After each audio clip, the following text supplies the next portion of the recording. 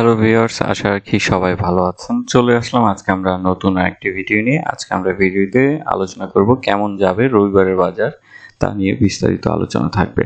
আশা করি আপনারা ধৈর্য সহকারে পুরো ভিডিওটি দেখার চেষ্টা করবেন এবং এখানে কোনো বাই সেল নির্দেশনা দেওয়া হচ্ছে না। চলুন এবার আমরা মূল পর্বে শুরু করি। আমরা জানি যে বিগত হচ্ছে গিয়ে লাস্ট 3টা কার্যদিবসের মধ্যে 2টো কার্যদিবস দেখা যায় যে খুবই রিস্কেবল ছিল, যে বাজার খুবই বেড়েনি, আবার দেখা যাচ্ছিল যে দিন শেষে আপনার নেগেটিভ ভালো আকারের একটা টার্নিংটা নেয় বাজারটা। তো লাস্টে যেটা 3টা কার্যদিবসের মধ্যে লাস্ট কার্যদিবসটা আমরা একটু ভালো পজিটিভ দেখতে পাই, এবং তার বাদেও কিছুটা মনে হচ্ছিল যে একটা অস্থিরতা ছিল, যে কখনো আপনার হচ্ছে গিয়ে নেগেটিভ হচ্ছে, কখনো আবার পজিটিভ হচ্ছে। তো ফাইনালি হচ্ছে যে তখন গিয়ে দেখা যায় যে আসলে বাজার কিছুটা পজিটিভ দিকে টার্ন করে। বাজারে আমরা যেটা দেখতে পাচ্ছি যে অ্যাজ এ গেইনার হিসেবে যদি আমরা প্রিডিক্ট করি, তাহলে হচ্ছে যে বাজার কিছুটা ঘুরে দাঁড়িয়েছে, মানে অন্যান্য কিছু শেয়ারের প্রতি চাহিদা বেড়েছে, যেটা খুবই মার্কেটের জন্য পজিটিভ। যেমন আমি যদি খেয়াল করি তাহলে হচ্ছে যে ফুয়েল সেক্টরে আপনার হচ্ছে গিয়ে পাওয়ার অ্যান্ড ফুয়েলের একটা ভালো একটা ট্রেড ভলিউম বৃদ্ধি হচ্ছে রেগুলার। আমি একটু যদি আপনাদেরকে এই সেক্টরটার সম্বন্ধে দেখাই তাহলে আপনারা বুঝতে পারবেন ধারণাটা। যেমন কালকে ম্যাক্সিমামই কিছু শেয়ারের বৃদ্ধি পায়, বারাক পাওয়ার, তার বাদে হচ্ছে Baraka Patenga, Energypac generation limited, এছাড়াও রয়েছে ডোরিন পাওয়ার। তো আমরা দেখতে পাই যে অলরেডি তাদের হচ্ছে যে ট্রেড ভলিউমও বাড়ে, এবং পাশাপাশি গতকালকে দেখা যায় যে ফুয়েল অ্যান্ড পাওয়ার সেক্টরে ভালো একটা দর বৃদ্ধি পায়। তো তার মানে বোঝা যাচ্ছে মার্কেট কিছুটা ঘুরে দাঁড়াচ্ছে। কিন্তু ট্রেড ভলিউমের দিক থেকে আমরা যদি দেখি, সবচেয়ে বেশি ট্রেড ভলিউম সেই প্রিভিয়াস আগের শেয়ারগুলোই ম্যাক্সিমামগুলোই আপনার ধরে রেখেছে, লাইক ওরিয়ন ফার্মা, বেক্সিমকো, এবং হচ্ছে যে বিএসসি, এই ধরনের কিছু শেয়ার। এবং নতুনভাবে উঠে এসেছে যদি টপ 10-এর ভিতরে, তাহলে একমিল্যাব আমরা কন্টিনিউ দেখতে পাচ্ছি যে বিগত 2-3 দিন যাবৎ আপনার তাদের ট্রেড ভলিউমটা বেশ আংশিক বৃদ্ধি পেয়েছে। তো এখনো লিডিং পজিশনে ফার্মা সেক্টর, এবং মার্কেট ইন্ডেক্সের সবচেয়ে বেশি অবদান আমার কাছে মনে হচ্ছিল যে এই বিগত 2-3 দিনের মধ্যে, সেটা হচ্ছে যে নেগেটিভ ভাবে হচ্ছে যে বিকন ফার্মার সবচেয়ে বেশি আমরা কন্ট্রিবিউট দেখছি।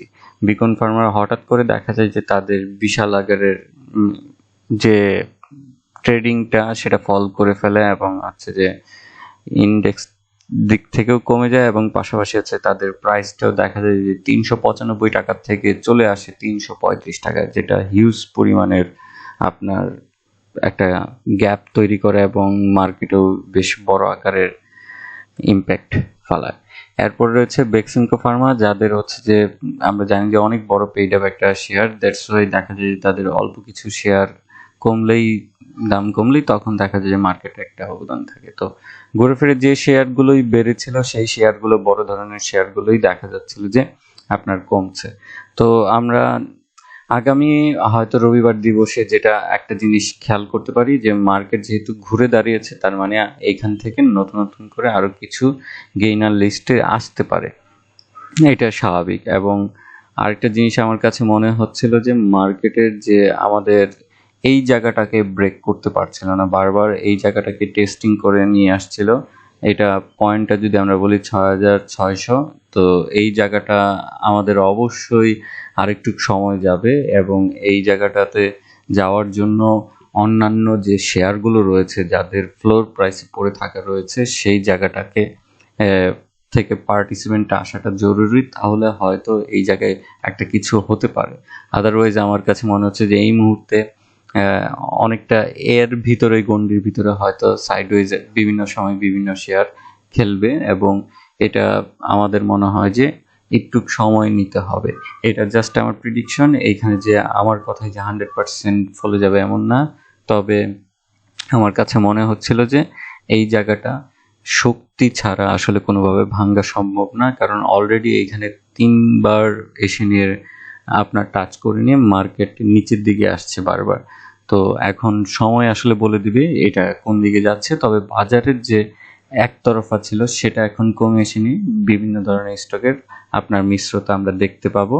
তো যাদের হোল্ডে রাখা আছে অপেক্ষা করুন, ঠিক আছে। এবং ফ্লোরে যার শেয়ারটা পড়ে আছে চিন্তার কারণেই হয়তো সময় বেশি লাগে, কিন্তু একটা না একটা সময় ঘুরে দাঁড়াবে। এই ছিল আমার রবিবার বাজার নিয়ে আলোচনা। আশা রাখি আপনারা কিছুটা হলেও উপকৃত হবেন এবং ভালো থাকবেন, সুস্থ থাকবেন। ধন্যবাদ।